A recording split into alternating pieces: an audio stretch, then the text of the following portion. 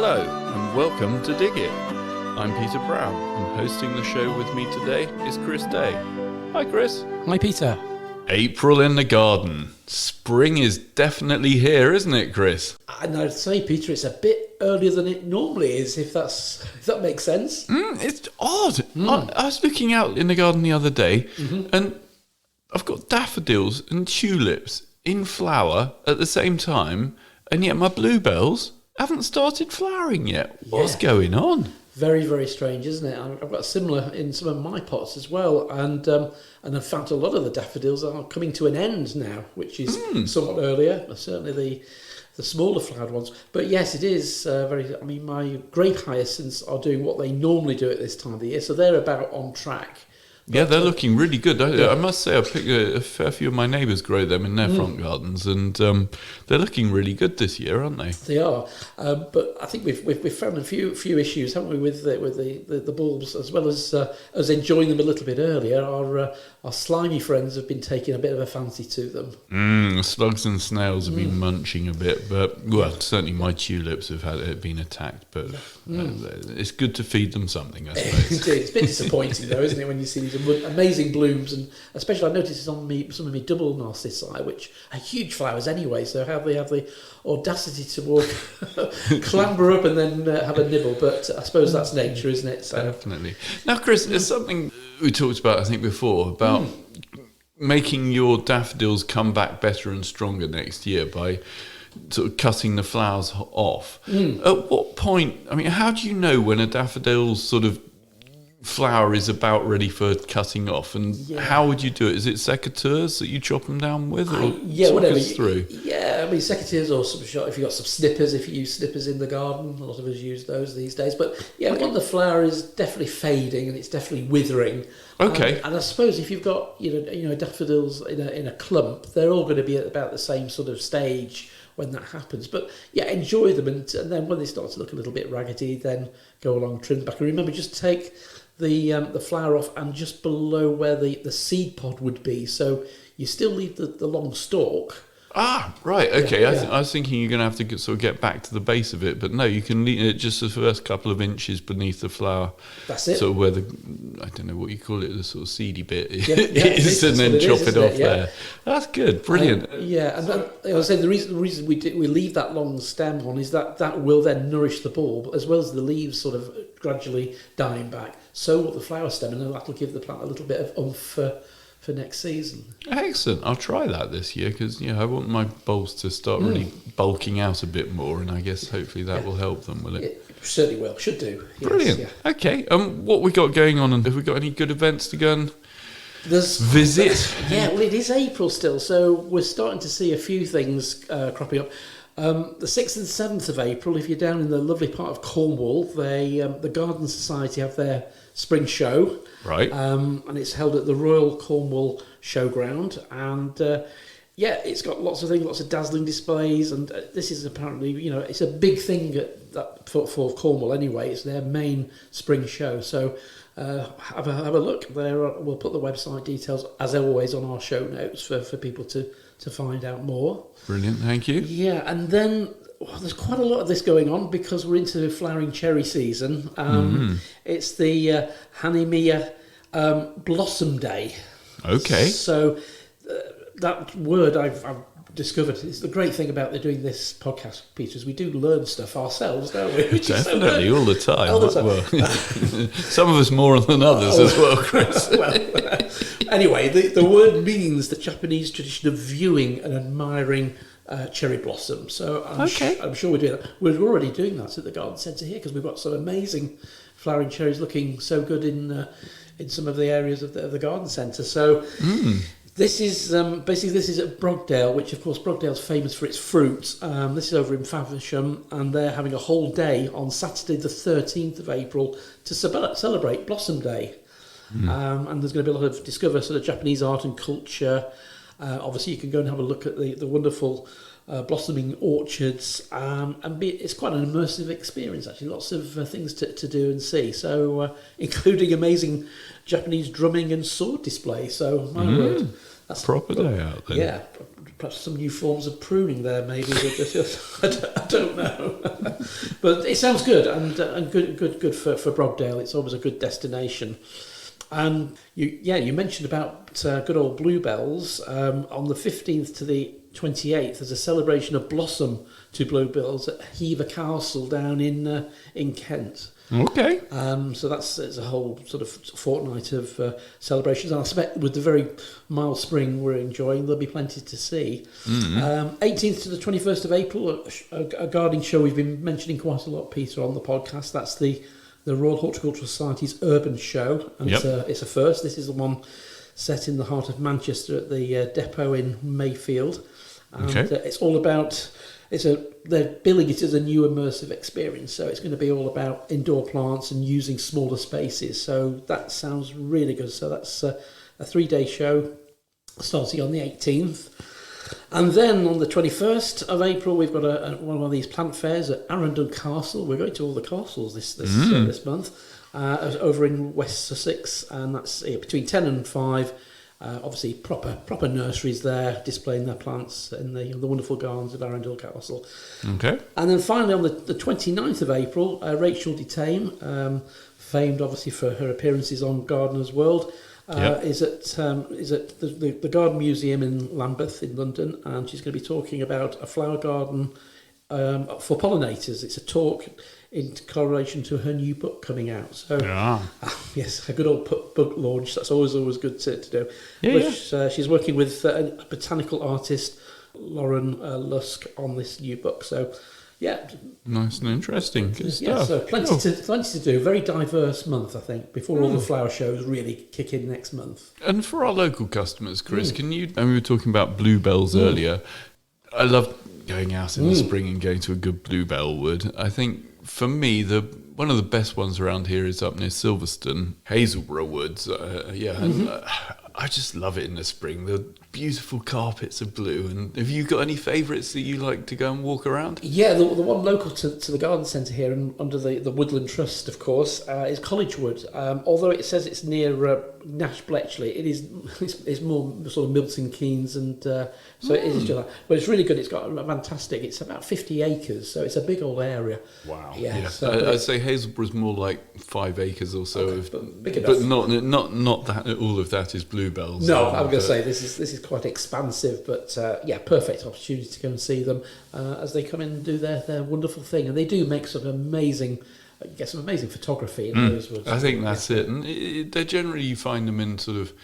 Dare I say it, native woods, beach, sort of deciduous beech woods, and you get so much light in those sort of woods. It's a lovely environment. Yeah, indeed. Especially if you go sort of early morning or later on in the afternoon where the sun's started to go down, and you can do some lovely pictures. Definitely. Excellent. Okay, so that brings us on to the news. What's in the news at the moment then, Chris? Right, well, we'll start with trees. We often start with trees. The first story, actually, which I've not put onto our running order, it came up on my Facebook this morning, is the Woodland Trust. There's a story on there protecting their 550-year-old Darwin oak, which we mentioned a couple of episodes ago. Yeah. Apparently, the other weekend, over 100 Charles Darwin lookalikes went along to protest, and they were all dressed as Charles Darwin with very surreal masks on to get the message. But this is all because of this relief road in Shrewsbury, which is causing all sorts of problems. And apparently, if it goes ahead, there's going to be, I think, 9 trees going to have to come out. So, but the fact that they went in fancy dress to protest was quite brilliant. interesting. Well, it gets them on the news, gets them a bit more coverage. It does indeed, yeah. And then, of course, the Tree of the Year. We mentioned this a little while back, but the results are in now. And this is the global Tree of the Year, the best tree in the whole world. Yes. Okay, so where is the best tree in the whole world? Well, you're going to have to go over to Europe. You're going to have to go to Poland, to be exact. Okay. And there's an amazing specimen of the European tree, and it's a beech. It's a common beech tree. Okay. And it's huge. It's at the University of Wrocław Botanical Gardens. Right. And it's huge, and it is massive. I mean, it's over 200 years old, this beech tree, so it's big, but it's expansive. There'll be pictures. We'll do a link because there's pictures for this on the BBC News website. Okay. So that, yeah. And is it a green beech or a purple? It's a green beech, I would say, from the description. Yes. Fair enough. Yeah. In the second place, there's a weeping beech. There's a theme going on here in Normandy, and that spreads over 40 metres wide. I don't think I can picture a weeping beech. I can picture the upright. What are the pole ones? Yeah, you get fastigiate beeches, which are they're like sort of totem poles, aren't they? Pillars of growth, but this is the exact opposite. Then it's a weeping. It is, and it just grows across there, and obviously it's and it actually provides in the city a load of obviously wonderful shade. 40 metres of shading, isn't it? The biggest parasol. Sounds brilliant. Yeah. Can we get a picture of that? That'd be that. Let's go to France and have a look at that one then. Yeah. Do we sell them though, Chris? We don't. I don't think. I will check on that actually. Yeah, because I don't think I've come across it. Sounds like an interesting one. Brilliant. Yeah. And the third place we'll give. You have to go to Italy now. It's getting even better now, isn't it? And this is a 1,000-year-old olive tree. Wow. And that's estimated between 3,000 and 4,000 years old. So they reckon it's one of the oldest. It's in Sardinia, by the way, in Italy. So, aged trees, but what diversity? But beech again, you see, it's a common denominator, isn't it? Yeah. Well, it's a good tree. And it's good news for the sycamore gap tree. It is. So, if you remember, this is the 300-year-old tree, which was obviously what they call an unforgivable act of vandalism back in it was last September, wasn't it? So yes, there's a lot of propagation been going on, Peter, just to try and get some genetics back into the new plant, which will hopefully replace it. So have we heard whether the stump has suckered or? I think we'll probably have to wait till this spring actually for that, won't we? Yeah, well, it's not far away now. Then no, potentially, anytime it'll send up some sprouts soon. Then they've been doing there was saved seed from the tree historically, so they're obviously working on that, and they have been looking at other forms of propagation, maybe doing a bit of grafting too. So that's good news then. Brilliant. So maybe news, they can replant the original tree back where it started. Yes, indeed. That would 300 years ago. It would be wonderful when that happens, won't it? Yeah. And an article I saw in the news which really made me giggle is the Californian redwood. We've got more of them in England than they have in California. I know. I did a double sake. So basically there's 500,000 in the UK compared with only 80,000 in California. Although I suspect those 80,000 are going to be pretty big. They're probably, I mean, I can remember one from my childhood that it was always a lovely tree. The texture of the bark when you're about, I would say 7-8 years old, sort of going and peeling little bits off. It was just such a soft, lovely tree, and but enormous. I mean, I think the one that I used to go and play underneath was, I want to say 30-40 metres tall, which is nothing in comparison with how big they can get, is it? And I think what always makes me slightly aghast is the fact that the stem, the actual trunk is just so straight. It's almost like it's like an actual piece of structure, not a living thing. It's so perfect. Yeah, the way they're it grows. great. Yeah. And they're such a majestic tree, aren't they? They always tower above all the others in the wood. And the fact is, the plant was introduced by the Victorians, so we would have had probably a lot more if that had happened earlier. So they were obviously key in bringing the seeds over here and propagating. So you will see a lot of them around. So if you're going on this spring and summer, you're going to any national trusts or any major gardens, maybe try and check out a Western cedar if you can.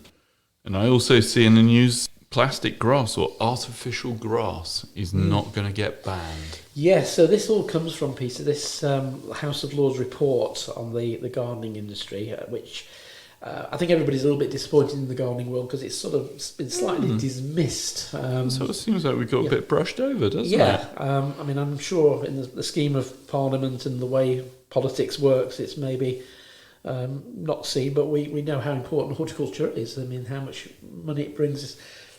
create jobs, and it's worth a heck of a lot of money to the economy of all areas of horticulture, whether that's agriculture, growing, or growing plants and garden centres. So and also the health of the nation. I mean, yes. You think how many people who get into gardening get fit and mental well-being and all that side of things. I mean, it's a great hobby to have, and yet it's being brushed under the carpet, as it were. Yeah, or the artificial lawn, maybe. Yeah. But no, they're saying that the government have no plans to ban pesticides, as they remain a vital tool for farmers and landowners. Yet they've been told to reduce using chemicals by 50% by 2030. So it's all these targets, isn't it? Yeah, it's a tricky one. But I mean, obviously, we've still got likes of glyphosate, Roundup still on sale, which in many European countries was being banned. Yeah. So are we just getting slow here? I don't know. Or is there too much pressure from the farming community to keep the products around, so it helps them obviously do their job? I don't know. It's a very contentious subject, I think, really. But also there's some very positive things about it, though, isn't there, Peter, about the fact that obviously the British kite mark, obviously... Yes. Plants will have a kite mark on soon. Yeah. That's good, isn't it? Yeah. I mean, I think we're all sort of familiar, certainly at the garden centre here, of obviously British grown stock, because there's usually a little Union Jack on there, which is worth looking out for. But something to help, and that might help the health standards of these plants as well, because obviously with DEFRA now heavily involved in making sure our plants are healthy and safe, that we can do that as well. And they've also promised to make the sort of recycling better and make identical waste streams. So hopefully that means that the green waste that the councils collect can all be treated the same. And exactly. Also, you hope they do it with all the other recycling things. I mean, the blue top bins that we have, allowing customers to put their plant pots in them. Indeed, yeah. And maybe uniformity across all the different counties, because obviously Northampton's different to Buckingham, which is probably different to Oxford. So let's make it easier for people, not more difficult. So some positives out of this, but obviously I think even the RHS Director General there, Claire Matheson, said she was disappointed, which about it. So and that's obviously the main charity of horticulture in the UK. So that's the voice that the government turn to, isn't it, when they want some help? Yes, but they're ignoring us. And we've got more gardens being opened in Scotland. It is, yes. So we often talk about the National Garden Scheme in England and Wales. Well, north of the border, 50 new gardens, Peter, are going to be welcoming visitors for the first time. And that's Scotland's Garden Scheme. SGS. SGS rather than our NGS. NGS. That's brilliant. Good stuff.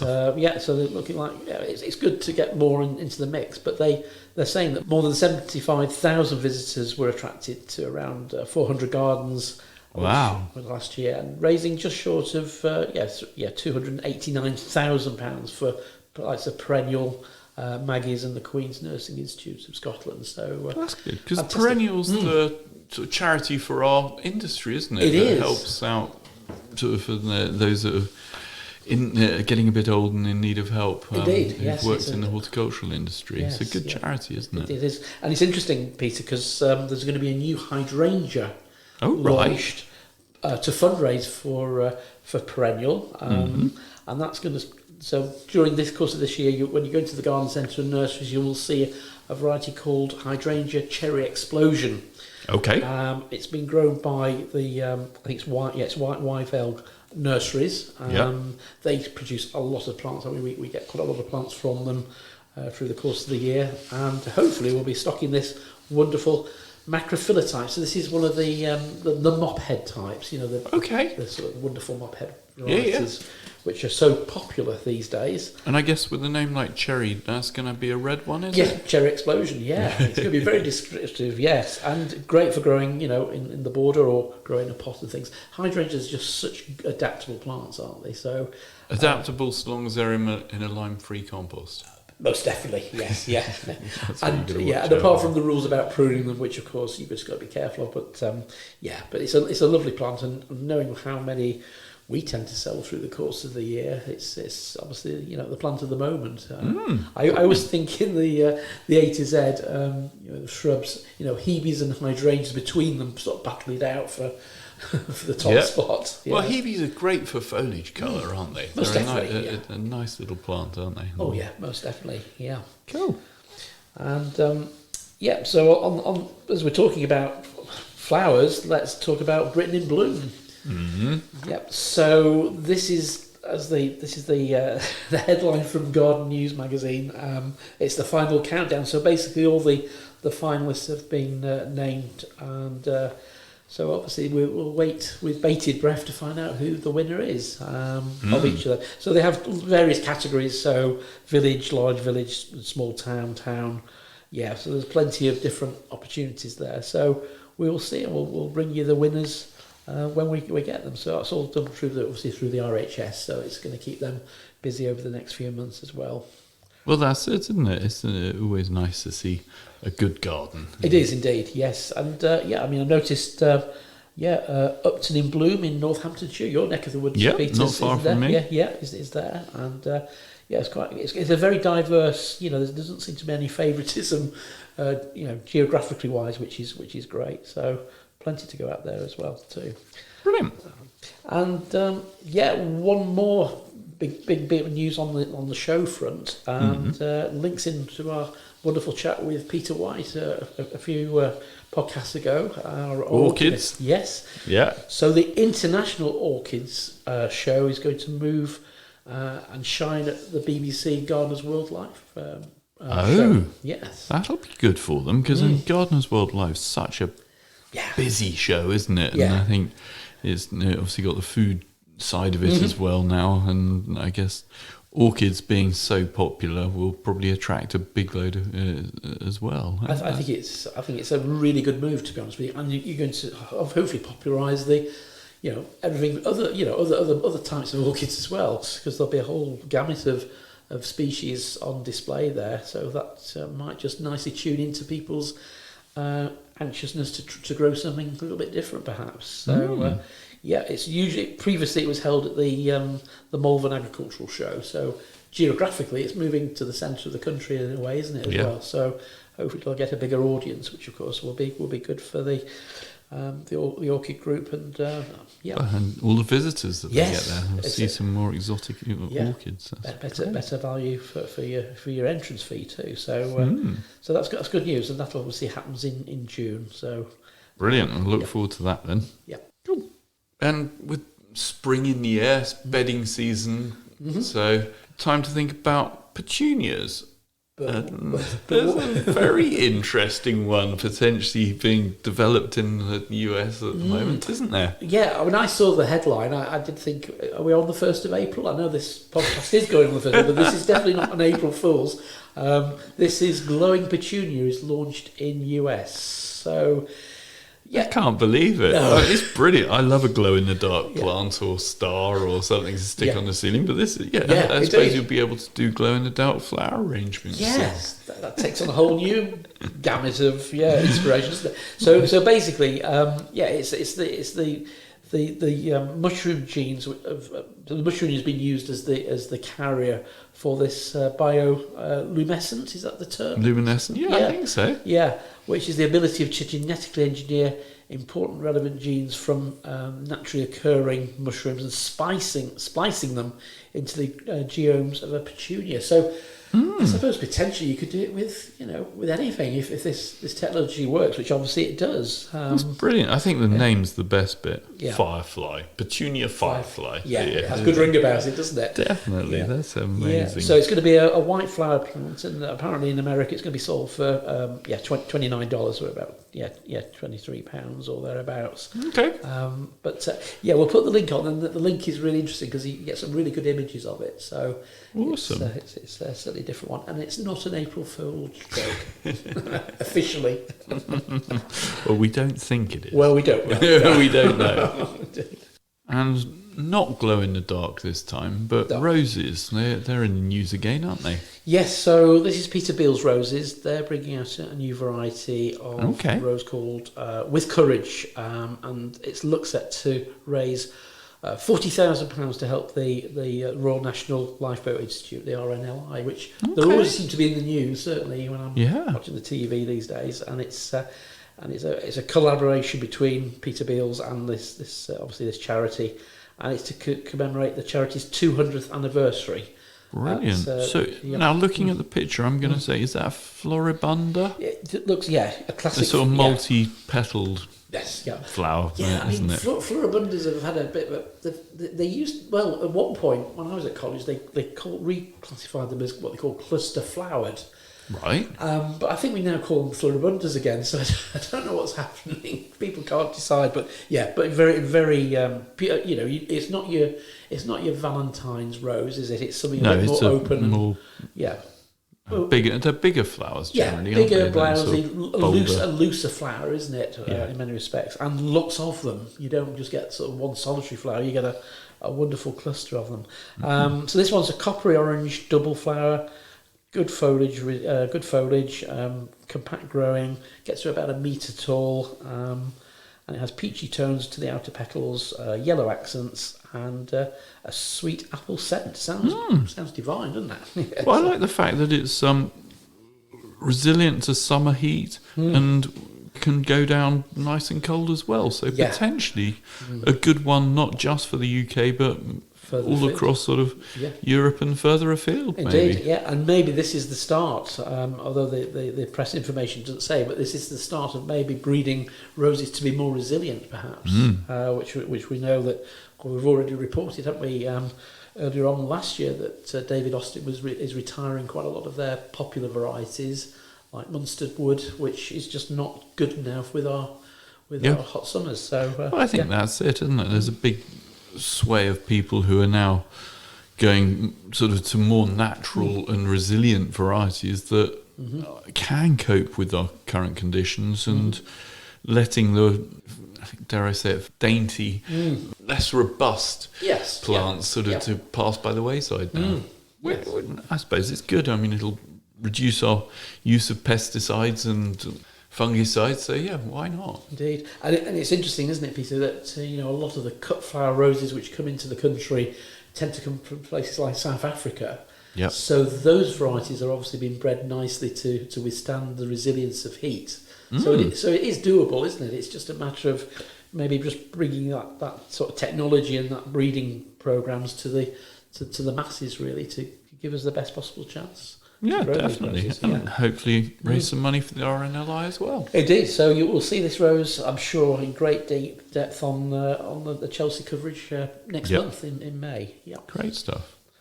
And we also found an article on changes to global food production, haven't we? There's a sort of push towards, or push away from monocultures and the great, I'm going to say, sort of millions of acres of single crops to a more diverse planting, and how the benefits of that, what the benefits are to nature by doing that, which you can understand, can't you? Because at the moment, on my way to work this morning, I saw oilseed rape out in flower already. Okay, and you think, early.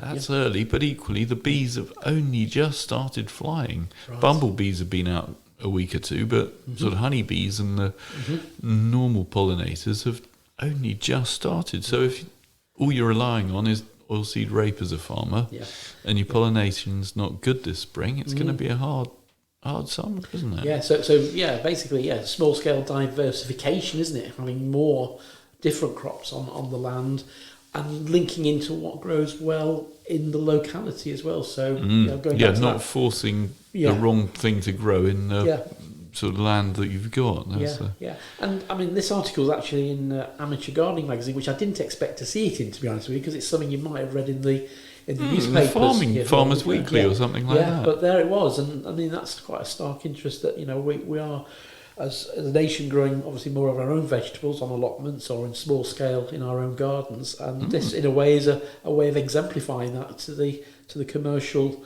production, isn't it? And if it's going to mean saving the environment and reaping financial benefits as well, because remember there has to be financial gain somewhere along the line, doesn't there? Yes, in our lovely capitalist world. Indeed, why not? sadly. But but it's an interesting take, isn't it? I'm sure. Definitely. Yeah. And did you know, Chris, that according to the Office of Health Economics, an independent research charity, if everyone in England ate a plant-based diet, it could save the NHS an estimated £6.7 billion a year, with over 2.1 million fewer cases of disease. That's an interesting fact, isn't it? We're all going to become vegetarian. Yes. Is that going to happen, Peter? I love my bacon sandwich. Yes. Honestly, Yeah. I know I probably shouldn't say that, but yeah, I do. Yeah, you do. You said it. It's fine. It's fine. But no, I mean, it's the ideal world. But no, we've got to have diversification in what we eat, isn't it? And a balanced diet, I think. Diet, not just plants. I really enjoyed my plants in my roast dinner yesterday. I have to say, I had 6 different vegetables on the plate. Perfect. What could be better? So you see, I'm doing my bit then, aren't I? Brilliant. So, yeah. Good stuff. Yes. And I like the title of this one, Backyard Biodiversity. It's a good report, isn't it? It sort of says it all, doesn't it, really? Definitely. Yes, yeah. So this is all about how different environments change the temperature. Yes, basically, yeah. And it's some new research by the University of Surrey, and they've basically said botanical gardens and wetlands are amongst the best ways to cool our cities in the future. I suppose they're the right colours. They absorb the heat, do they? And the canopies, I suppose, tree canopies, shade. Yeah, it makes a lot of sense, doesn't it? So they give some stats. And also in the article, Peter, there's a new report, Every Garden Matters. It's a new document from the garden charity Garden Organics, and they want to look at the collective power of every garden in as much of what, the plants you put in there, the combination of plants, and how that can affect our wildlife. So, yeah. Very interesting. Yeah, so these are two quite strong reports, which obviously came out the same week. Yep. But it's all good. It's all good stuff. It's all making us talk about the sort of factors, biodiversity and, like you say, sort of the more different types of things we've got going on in the garden, presumably the more bugs and wildlife we're going to attract and feed as well, aren't we? So that also helps. Doesn't it? Yeah. Brilliant. So, and also they're suggesting, as we all know, that obviously we're to recycle, which we obviously do, and to give our gardens plenty of habitats for the different insects we want to attract, which I'm sure as we get into spring and summer now we'll be doing anyway, because we're putting in lots of plants which are going to benefit those plant pollinators. And the RHS have come up with a disease ranking, the top 10 gardening problems in 2023. So the way this works, Peter, is the RHS basically asks their members to report their problem diseases through the year. So this isn't your whitefly or your blackfly or caterpillars. This is just sort of bacterial infections, fungal infections, those black leaves, or anything, things which go very wrong and which are very frustrating. So so there's 10 there. So shall we'll work from number 10 to number 1. Please. So number 10 is slime flux. I'm not aware of that. Number 9 is tulip fire. That's not where the tulips are catching fire now, is no, it? That's a virus disease of some description, if I remember rightly. So it's so obviously number 8 is pocket plum, which obviously affects the Prunus family. Number 7 is Phytophthora root rots, which that's something I can all relate to. Phytophthora we've heard of here quite a bit. We have a bit, when things go wrong, especially with houseplants. If your houseplant is ailing. Joint 5, we've got blossom wilt of fruit trees and bacterial leaf spot and canker of prunus.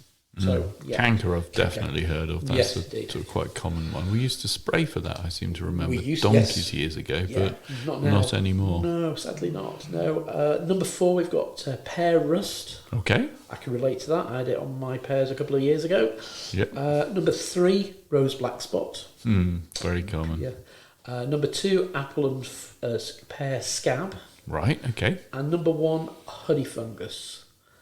I'm surprised potato rust isn't in there. Yeah, and any of the blights actually. Yes. Yeah, because I'd have thought, that's quite a common one. Yeah, potato and tomato last year, especially because it was so wet and humid and such like. I don't know. It seems strange, but that's the RHS ranking. Well, maybe they're sort of a bit more advanced than our standard gardener, that's why they get these weird slime flux. I've never even heard of it. It's an interesting one. Ghost dusters or something. I don't know. I don't know. Brilliant.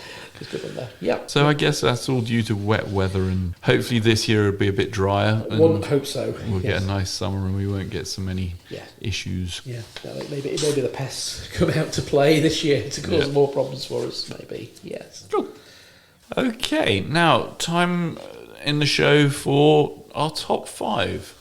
It's a sort of seasonal one at the moment now, isn't it, Chris? Grass seed. Yes, well, I thought, April is the time you go out and do a bit of overseeding or reseeding, or maybe create a completely new lawn from seed. So, what's the perfect conditions to sow your grass seed in? Well, I was always taught at college, April showers, so a warm you want a nice moist soil. Yeah. You rake it up a bit, don't you, on the surface? You roughen it up so the seed doesn't all sit on the top. Correct. And then you need to make sure that you obviously choose the right type of lawn seed for your location. So because there's lots of different ones, isn't there? There's like children's ones, general purpose, fine ones, and ones for shade. Obviously some which have wildflowers in as well, so you've got a whole right mixture. That's true. I've not thought of those. So you've got a right mixture. And then, of course, you've got to choose a nice still day to do it. And trying to see. So temperature's quite critical as well from memory, isn't it? Is it above 10 degrees? Yeah, which we are seeing now through much of March. The day temperatures have moved up quite sharp. Towards the end of March, we're very good. We got to 16, 18 degrees on some days. Yesterday I was out in the garden in my T-shirt. It was lovely. And as I say, my usual barometer, the dandelions are flowering, so you know that the soil temperature is lifted enough to spark those seeds off. So so grass seed then. Yeah, so at number 5, grass seed, it's tough grass. So tough grass basically is a product which has the proven ability to create a dog patch resistant lawn and tough enough to basically withstand the wear and tear of the family. So as the name suggests, is that going to have lots of ryegrass in it rather than lots of fetiscues? Or yes, that's it. Yeah, it's got a good ryegrass mix. The Johnson's, when I was reading the bit about they did lots of research over in Denmark to get the right sort of mix. Yep. So it's been really well trialled. And each variety was trialled with the dog urine mixtures. Too much detail here, perhaps. There's a lot of dogs in the country, so it's good if you can have a slightly more resistant lawn. And obviously it works. So that's a strong place at number 5. At number 4, again, it's just 2 different sizes. So we've got grass seed general purpose. So it's just a general purpose mix, so perfect for new lawns, overseeding, and obviously covering those patches as well. You do there. So, and at number 3, we've got grass seed anytime. Okay.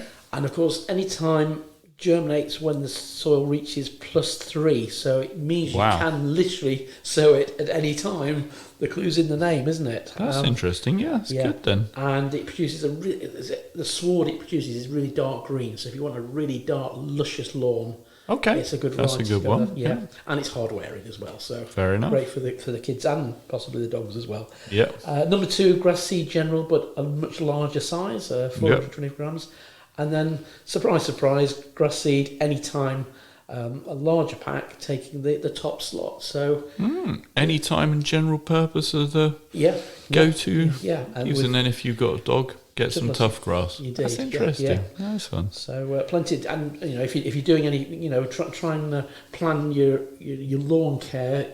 Try and get your lawn up to speed, and then before you do your grass, any re-sowings, try and do it sort of the last thing really, if you can, in the scheme of things. That's what I try to do. Yeah, because you're not meant to sort of put any fertilisers down on the lawn for a few weeks after sowing, are you? Yeah, that's it. Yeah, so at least probably a month or so after doing that. But perfect conditions now for your lawn seed to germinate, and the benefits will be plentiful, hopefully. Well, it gets rid of all those slightly balder patches, shall we say. Indeed.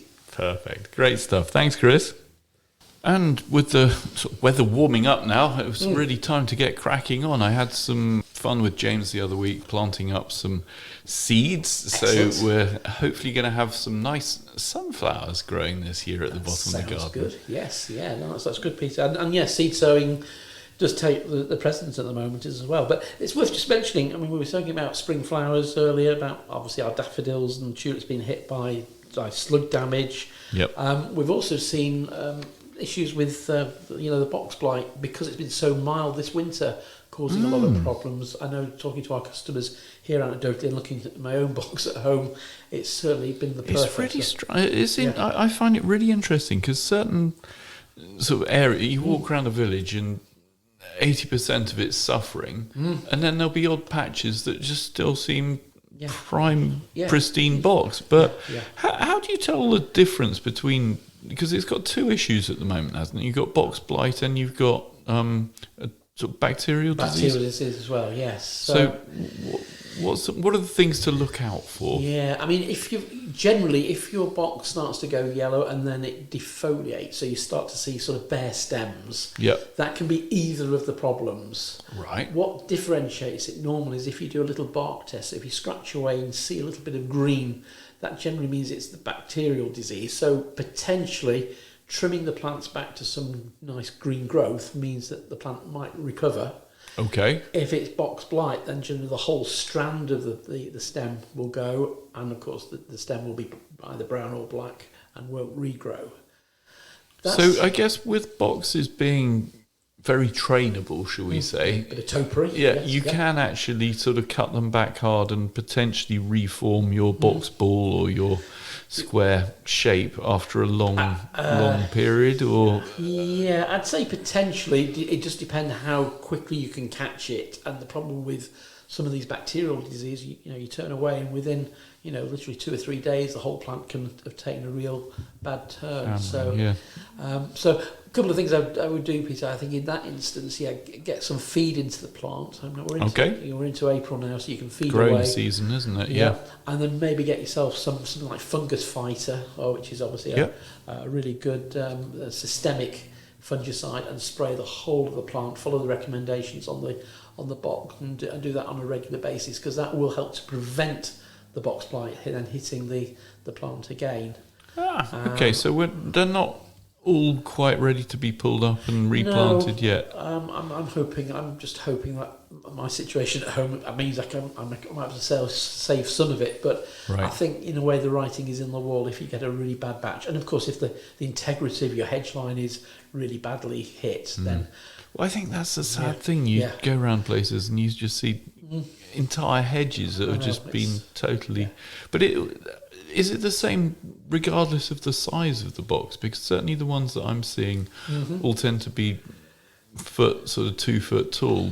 I've not seen any really big sort of 8-10 foot box plants being affected yet. I think it does really discriminate against size, but I think you're right. I think the smaller ones, because they're being heavily trimmed and trained and manicured and things, they're more likely, because of course they're more exposed to being cut, and of course that's the thing. Okay. So that's how the bacteria gets in and then gets into... Hence that's why we normally say if you're going to cut your box, it's going to be sort of, Derby Day, traditionally June onwards is the time to do it. Okay, that's useful. To do that. And worst case scenario, you're pulling them out. What would you recommend replanting with? So if it's a box hedge, there's a couple of really good plants on the market now. There's Euonymus, both Gene Hughes and Green Spire, 2 really good plants.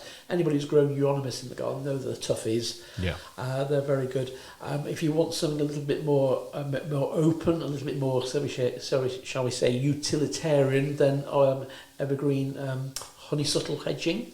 Okay, There's nothing wrong with that. It's a good doer, and it can be trimmed hard back, and that recovers.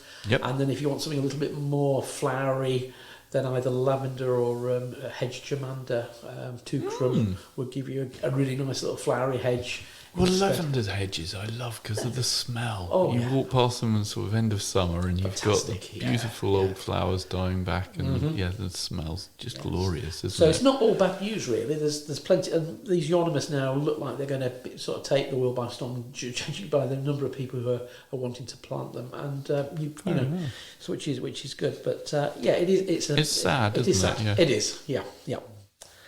And so the other thing I was going to say, Peter, as we're walking around gardens now, of course, magnolias, I'm sure through the month of March have been really good. As we go into April, they've done really well. We've had a good spring for them, really. We've not had any particularly nasty frosts, and which of course tenderly browns the flowers, which obviously makes a bit of Is that why you quite often see the tips of them sort of going brown? That's the frost, yeah. That's the frost, is it? Yeah. And cold winds can do that as well. So it's been obviously generally mildish, and we've had some chillier days, but generally the day temperatures have been higher, and that's what's brought the magnolias on. I think it's been a real vintage year for them, to be honest with you. Yeah, well, certainly my neighbour's one's looking beautiful, and I noticed the dwarf magnolia with the white flowers. Yep. Absolutely smothered this year. I mean, normally they do well, but this year I thought, wow, that's done really well. I suspect that's Stellata, isn't it? That's the star magnolia. That's the one Yes. with the little flowers. Yeah, little flowers. Yeah, and the thing is that it doesn't grow tree. I mean, it will become a small tree, but it takes a long time. But as a shrub, even if you've got a large pot, you can grow one of those really well. Okay. You don't need a huge garden to grow a magnolia, that's for sure. Yeah. Interesting. Thank you. So I suppose it's those little tasks for April as we're recording this, and Easter is upon us. It's the traditional time to do certain things. So I would say certainly get out there and do a bit of tidying of your borders now. Now you can start to see lots of new growth. So those little sedums can be trimmed back and opened up. If you've been planting any new trees over winter, make sure they're all nicely secure. We get those spring gales now. Now the plants are putting on leaves, you see, they do act a bit like a large sail. So starts getting a bit more wind resistance, so they need firming in properly. Yeah, so make sure the buckle ties are nice and safe as well. And then of course, like we mentioned earlier about daffodils, give them a bit of a tidy up, do a bit of deadheading, and give them a bit of feed as well. If you really like your daffs, a bit of granular fertiliser. Okay. A bit of either Vitax Q4 or a bit of sulphate of potash, or a bit of the empathy, the root grow after plant. You could put some of that around as well, just to help them along. So they would be good. Brilliant. Weeds. Dare I use always weeds? The weeds, yeah. So get the hoe out. I was giving my hoe a bit of a clean up the other day on Saturday with an oily rag just to get that blade ready. So keep that moving, of course. That type of weed, hand weeding is the most productive way of controlling them, especially when the plants are young seedlings. In the greenhouse, it's seed sowing, really, isn't it?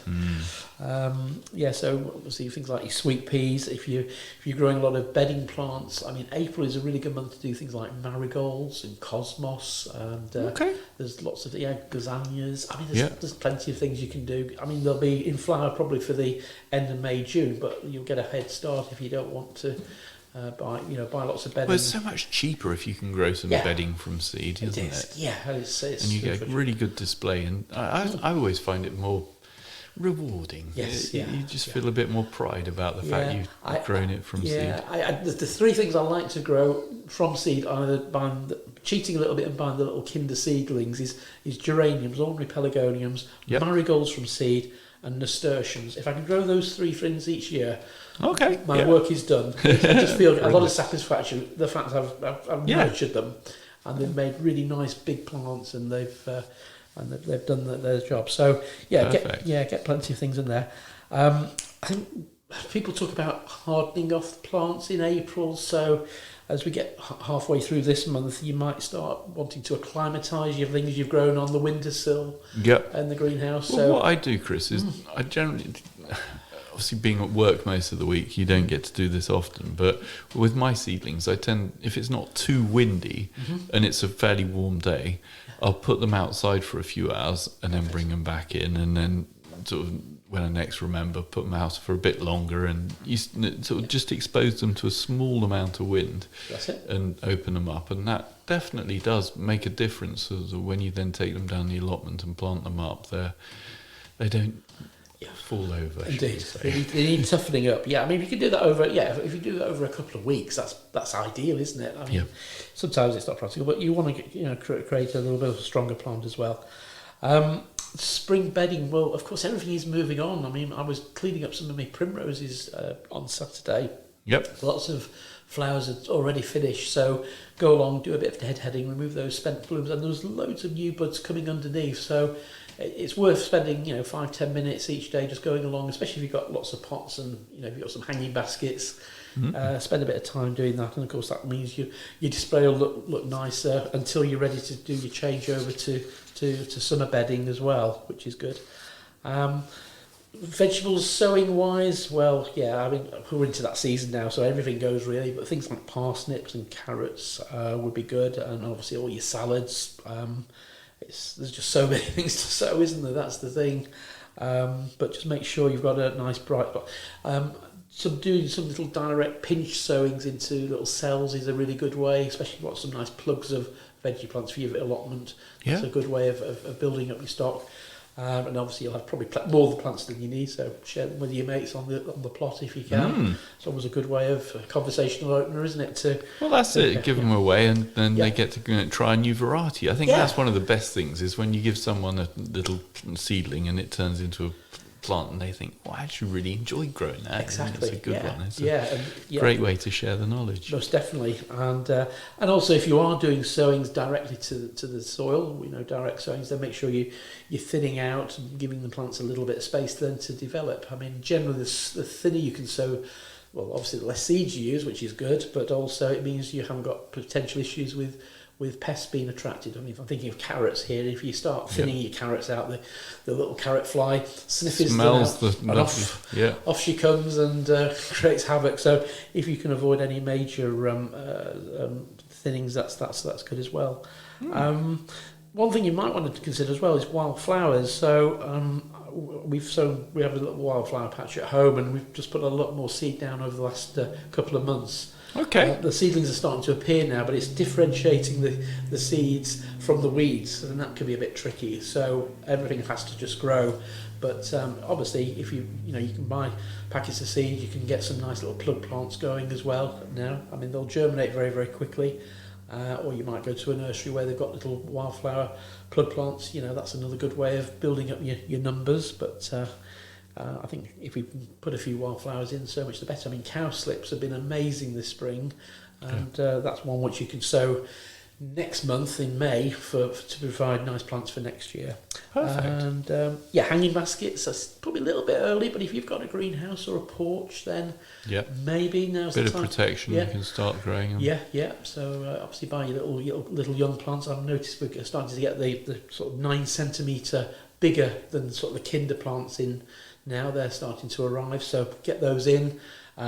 It means obviously you put less plants in. If you use kinder plants, you tend to put more plants in a hanging basket, which sometimes isn't necessary, but we tend to cram them in. It makes a better display. It does. Sometimes it does, But be aware of that, and obviously just make sure your compost has a bit of one of these water retaining gels if you're worried about the compost drying out, or a bit of a slow release or continuous release fertilizer to give your hanging baskets the best possible start as well. And